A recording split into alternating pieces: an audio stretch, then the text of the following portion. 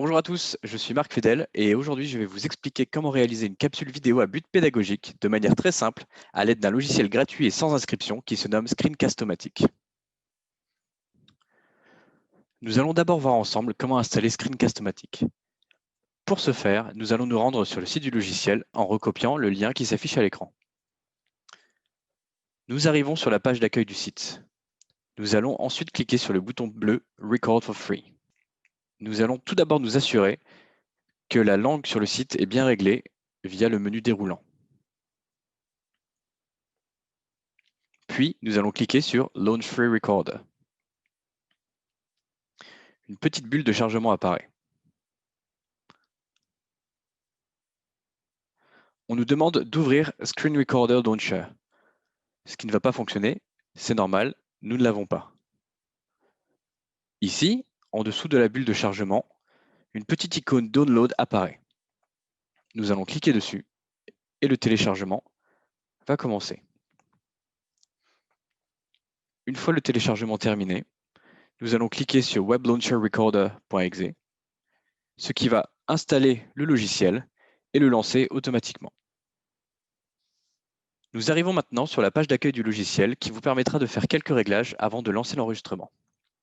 Comme vous pouvez le voir, une zone apparaît délimitée par un rectangle blanc et noir. Ce rectangle définit la zone de votre écran qui sera enregistrée. Tout ce qui sera en dehors de ce rectangle n'apparaîtra pas dans la vidéo finale. On peut changer la taille et l'emplacement du rectangle comme on le veut, soit en cliquant sur la molette et en allant modifier les options dans le menu taille. 480p et 720p sont des tailles prédéfinies. Fenêtre active va adapter la zone d'enregistrement à la fenêtre dont vous vous servez actuelle, par exemple une page web. Et enfin, plein écran enregistrera votre écran en entier.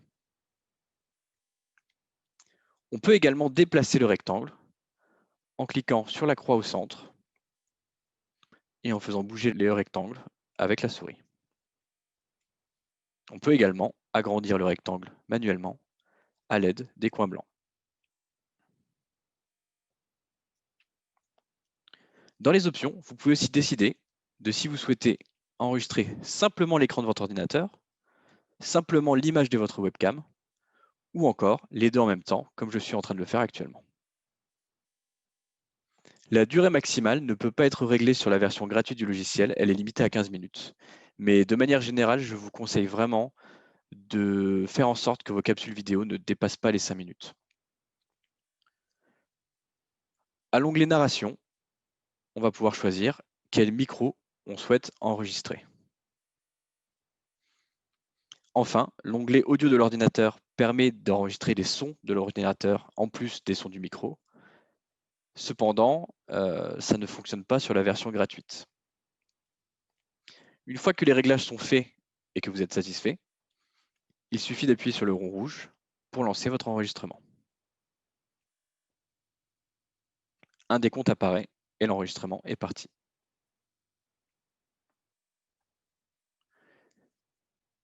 Une fois votre enregistrement terminé, vous allez cliquer sur le bouton pause, ce qui va arrêter l'enregistrement.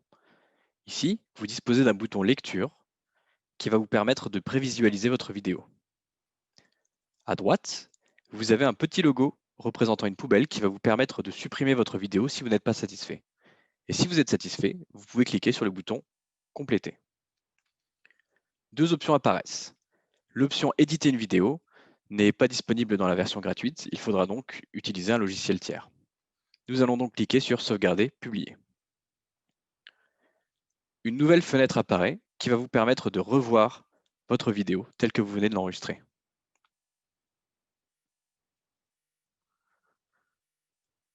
Pour la publier, vous allez simplement cliquer sur le bouton sauvegarder le fichier vidéo.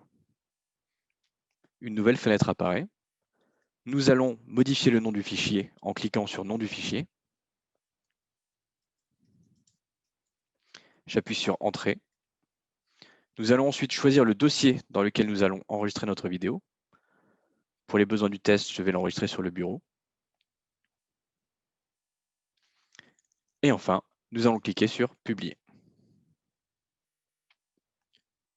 Une barre de chargement apparaît. Je n'ai plus qu'à cliquer sur « Fait ».